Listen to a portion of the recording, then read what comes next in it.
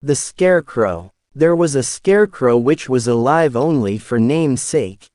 It is not known how many years before some bored children had created it. It had taken birth as a bamboo, with an old earthen pot marked with 1½ eyes, no nose, wearing no clothes. Children got disinterested with it and had almost abandoned it after some time.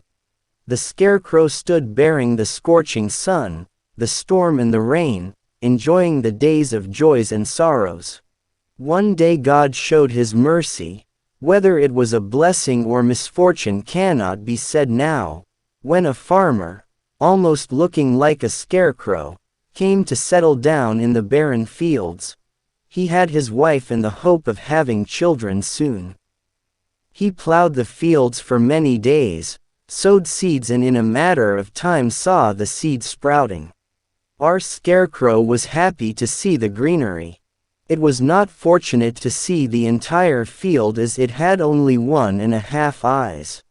Along with the greenery, the birds came as they too had hunger. The farmer and his wife spent the whole day driving them out. One day the tired farmer's wife could see the Scarecrow standing at a far end. She had seen it before but did not feel the necessity. Immediately she called her husband and both jointly dismantled it from its place and planted in their field.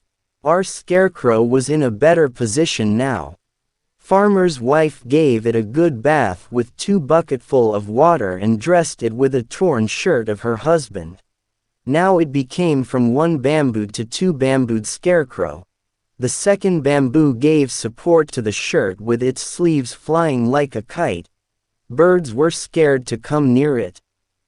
The Scarecrow started wondering its unexpected power acquired, and enjoyed seeing the greenery of the field to its heart's content.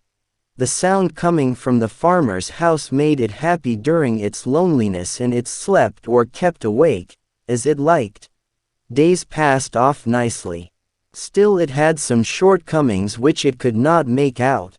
I too could not find any shortcoming from my side. With the passing of time the crops were ready and coincidentally a baby girl was born in the farmer's house. The Scarecrow got rejuvenated when a red-colored new earthen pot replaced its old damaged head. The old one had cracks at many places and its eyes got reduced to half from 1½. Along with its shirt a long cloth was tied. It looked now like an excited lover running after his lady love merrily in the greenery of the field. After the child grew up she used her artistic skill and gave the Scarecrow 2 eyes, a nose and lips using a piece of charcoal. It looked as though the Scarecrow was smiling in its life for the first time, but this time I found something in its eyes. What was that I cannot tell unless confirmed. Gradually the field became larger and crops got matured. In the meantime the second daughter and a son were born in the house of the farmer. Our Scarecrow lived merrily in the midst of the family. I started feeling that the eyes of our Scarecrow were giving the expressions of sorrow and joy more vividly now. Still I wondered as to why its smiling colorful lips were looking so pale and pathetic. The seasons were coming and going. Our Scarecrow showed some change. Its torn shirt and faded scarf were still fluttering in the wind but its head was leaning to one side somehow. When I looked at it carefully I found that it was leaning more towards the farmer's house and not towards the fields. That day I found some marks below its eyes made on its head, which was a discolored earthen pot. Why should the Scarecrow have tears in its eyes? For what reason? Now I started worrying. I knew that it had not spoken for all these days, and so I least expected to speak now. But the reason was to be found out.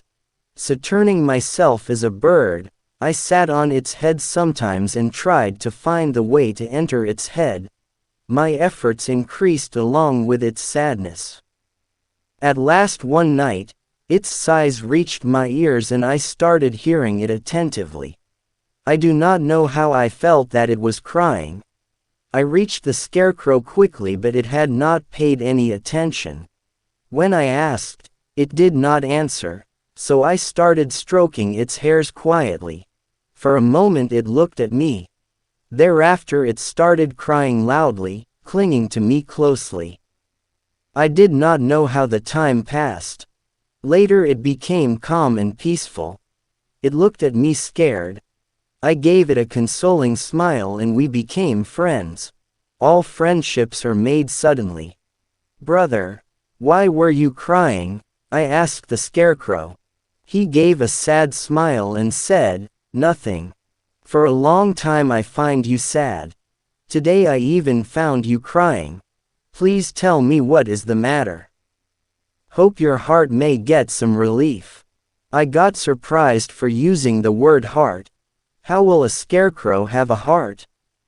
As this is only a story, anything is possible. Such questions prove futile in stories. It was morning. The activities started in Farmer's house.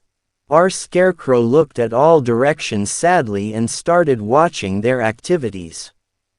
The farmer, his wife, children, the sound due to chirping of birds, were all good, but the scarecrow looked quite detached. I could get the feel. Still I waited for confirmation after hearing from it. "Tell me, friend, what happened to you? I am alone, my friend. There is none with me, no wife, no children, no one to talk or hear. See his wife, how tastefully she cooks. Its smell comes up to this place. And hearth children, how sweet they talk. Why am I not destined to have them?"